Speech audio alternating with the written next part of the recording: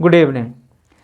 ई विद्या वाहिनी पोर्टल पर टीचर लोग टीचर प्रोफाइल अपडेट कैसे करें, ये एक समस्या बनी हुई है और डिपार्टमेंट की तरफ से आया हुआ है कि जल्दी से जल्दी टीचर प्रोफाइल को अपडेट करें।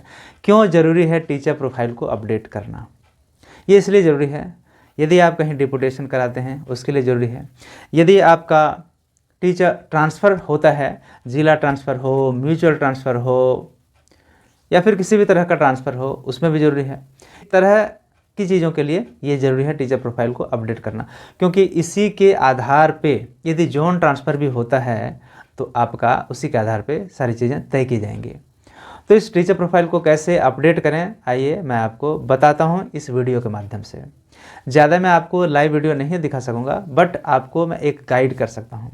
तो चलिए सीधे चलते हैं क्रोम ब्राउज़र पर और वहाँ पे आप टाइप करें www.evidyavahini.jharkhand.gov.in। इतना टाइप करने के बाद आपके सामने जो सबसे पहला पोर्टल खुलेगा evidyavahini.jharkhand.gov.in का, उसको आप टैप करें, क्लिक करें। इसके बाद आपके सामने लॉगिन पेज कुछ इस तरह का खुलता है। लॉगिन बटन पर क्लिक करें और फिर आगे बढ़ें। जो भी क्रीडेंशियल्स है उसको आप भर दें। सबसे ऊपर में आप टीचर को सेलेक्ट करें। इसके बाद अपना आप यूज़र आईडी दें, यानी कि यूनिक आईडी दें, जिससे आप अपना बायोमेट्रिक अटेंडेंस में आते हैं। उसके बाद अपना एमपिन डालें। फिर ये जो कैप्चा है इसको कैलकुलेट करें, जो भी जोड़ के रूप में है, घटाव के रूप में है, गुणा के रूप में है, इसको डाल करके आप सबमिट बटन लॉगिन पर क्लिक करें। इसके बाद आपके सामने एक डैशबोर्ड खुलता है। बाएं साइड में 3 लाइन्स दिख रही है, इसको आप क्लिक करें। आगे सामने में आपको दिख रहा है, देखिए टीचर एक्टिविटी, इस पर टैप करें। इसको टैप करते ही आपके सामने ये जो पहला ऑप्शन खुला हुआ है, पहला मेन्यू, ये है आपका रेज योर टिकट, मतलब टीचर को टिकट रेज करने के लिए दिया है ऑप्शन। इसको जैसे ही क्लिक करेंगे तो आप एंटर कर जाएंगे। एंटर कर जाएंगे तो सारी चीज़ें आपको दिखेंगी। कुछ चीज़ें मैंडेटरी हैं, कुछ चीज़ें मैंडेटरी नहीं हैं। उसको यदि यथावत आप रहने देते हैं तो भी काम चलेगा, लेकिन जिसमें स्टार मार्क किया गया है वो मैंडेटरी है, वो आपको भरना जरूरी है। देखिए दिक्कत कहाँ कहाँ आएगी वो मैं आपको बता देता हूँ। पहले जहाँ जहाँ आपको करेक्शन करना है, पहला है ऑप्शन बेसिक पे अपना चेंज करने का। बेसिक पे आप जानते हैं कि हर साल बेसिक पे आपका बदल जाता है, या तो जनवरी में या फिर जुलाई में। तो उसके आधार पे आप बेसिक को मिटा दें जो पहले से लिखा हुआ है और नया बेसिक उसमें डाल दें। एक दूसरा करेक्शन का बिंदु है, वो है आपका प्रान नंबर। आप सोच रहे होंगे कि प्रान नंबर हम इसको चेंज करें, लेकिन आप देखें वहाँ लिखा हुआ है PRAN नंबर, प्रान लिखा हुआ है, तो आप उसको प्रान का प्रान ही रहने दें, GPF भरने की वहाँ कोशिश नहीं करें। तो चलिए ये ठीक है, दूसरा जिसको आप करेक्शन करना चाह रहे थे। आइए तीसरा आते हैं। जो आपका एजुकेशनल क्वालिफिकेशन है, आपका प्रोफेशनल क्वालिफिकेशन है, उसको आपको सुधार करना है। देखिए सबसे पहले तो आप एक बार चेक कर लें कि जो बोर्ड है आपका, जो आपका मार्क्स है, जो आपका पासिंग ईयर है, ये सारी चीज़ें आपकी सही सही भरी हुई हैं कि नहीं, ये आपने चेक कर लिया। अब जो है आप जहाँ पे आपको PDF दिख रहा है, जहाँ अपलोड आपने किया है, उस PDF को आप क्लिक करके देखें कि वो सही है या नहीं। वो क्लिक करेंगे तो वो थोड़ी देर में डाउनलोड हो जाएगा और वो आपके सामने खुल जाएगा। तो वो PDF आप चेक कर लें कि वो 10th का है कि नहीं। यदि 10th का नहीं है तो फिर क्या करेंगे आगे बताता हूँ। फिर इंटर वाला क्लिक करें, उसको भी चेक करें। ग्रेजुएशन वाला क्लिक करें, उसको भी चेक करें। MA वाला क्लिक करें, उसको भी चेक करें। यदि कहीं कोई दिक्कत है तो उसके नीचे ऑप्शन देखें, जो ऊपर में आपको दिख रहा था उसके दाहिने साइड में आपको दिख रहा है पेंसिल का निशान, यहीं से परिवर्तन होगा। बट नीचे आएँ, नीचे में फिर से आप देखेंगे दिया हुआ है 10th, इंटर, ग्रेजुएशन, MA, जो आपने ऊपर अपलोड किया उसी का नीचे में दिया हुआ है। और सबसे दाहिने साइड में दिया हुआ है एक्शन, मतलब वहाँ डिलीट का बटन है। इस डिलीट जहाँ पे जिस PDF में गलती है, PDF जो है उलटफेर हो गया है। शुरुआत में आपने तो सही भरा था, लेकिन बाद में कुछ प्रोग्रेशन को अपडेशन हुआ है पोर्टल पे, जिसके कारण 10th वाला इंटर में, इंटर वाला ग्रेजुएशन में ऐसे जो है डॉक्यूमेंट्स घुस गए हैं। तो उस डॉक्यूमेंट्स को बदलना जरूरी है। याद रखिए 10 MB से छोटा ही होना चाहिए आपका डॉक्यूमेंट। तो जिसमें भी गलती है, डॉक्यूमेंट यदि गलत चढ़ा है तो आप नीचे जो दिख रहा है आपको एक्शन बटन, वहाँ डिलीट करें, सबसे पहले उसको डिलीट कर दें। मान लीजिए 10th में गलत भरा हुआ है तो 10th वाले को क्लिक कर दें, डिलीट हो गया। यदि बाकी दोनों में भी गलती है तो उन दोनों को भी नीचे जहाँ एक्शन बटन है उस पर क्लिक करके उसको डिलीट कर दें।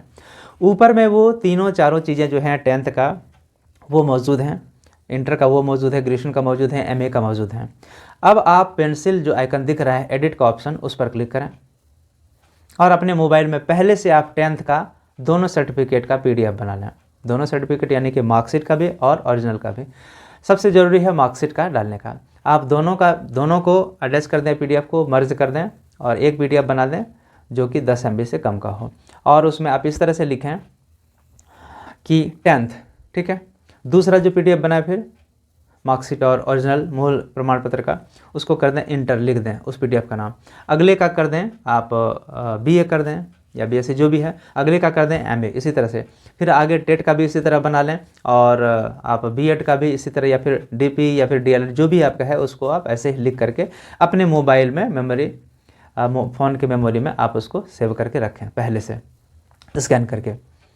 अब आप जब पेंसिल बटन जो एडिट बटन उस पर क्लिक करेंगे 10th वाले पर, तो ये आपको गैलरी में ले जाएगा। वहाँ से आप ब्राउज़ करें और गैलरी में जो 10th का PDF है उसको सेलेक्ट करें और फिर उसको सबमिट बटन दबाएं। थोड़ी देर में वो सक्सेसफुली अपडेटेड हो जाएगा।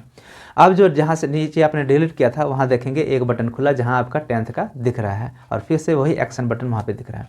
इसी तरह आप इंटर का भी करें, ग्रेजुएशन का भी करें और फिर MA का भी करें, इस तरह से कर लें। अब आती है हमारी प्रोफेशनल एजुकेशन की, क्वालिफिकेशन की। वहाँ आप B.Ed का चेक करें, यानी कि आपका जो टीचर ट्रेनिंग वाला जो है उस पर आप चेक करें क्लिक करके। यदि सही है तो बढ़िया, नहीं है तो फिर उसको क्लिक करके सही वाला अपडेट कर दें। इसी तरह टेट वाला भी आप अपडेट कर दें। यही मुख्य चीज़ होती है। तो बदलाव यहाँ आपने क्या किया, सभी चीज़ों में नीचे में आपने डॉक्यूमेंट्स लगा दिया, लेकिन जब आप फाइनली सेव करेंगे तो आपके सामने एक पॉपअप आएगा क्योंकि आपने बेसिक पे बदल दिया। बेसिक पे पहले से आपने चेंज कर दिया, जैसे कि मेरे मामले में है 56,900, पहले था 53,600 या 52,000 कुछ भी था, उसको चेंज कर दिया।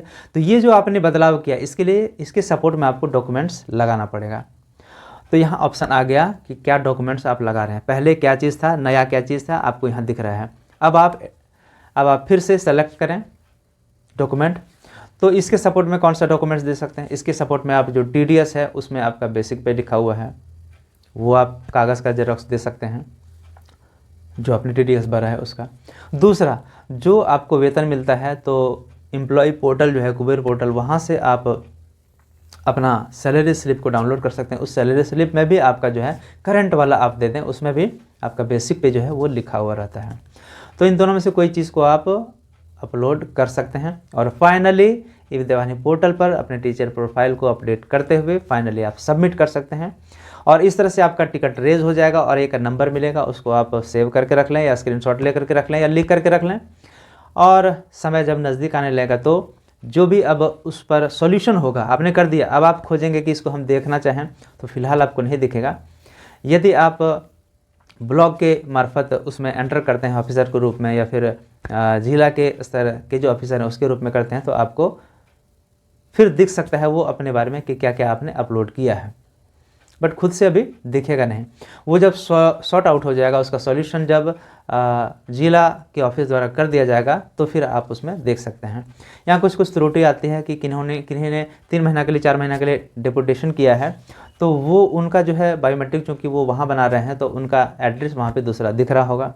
तो ऐसे लोग क्या करें, तो इन लोगों को मैं सलाह देना चाहूँगा कि आप जिला कार्यालय जाएँ, जो झारखंड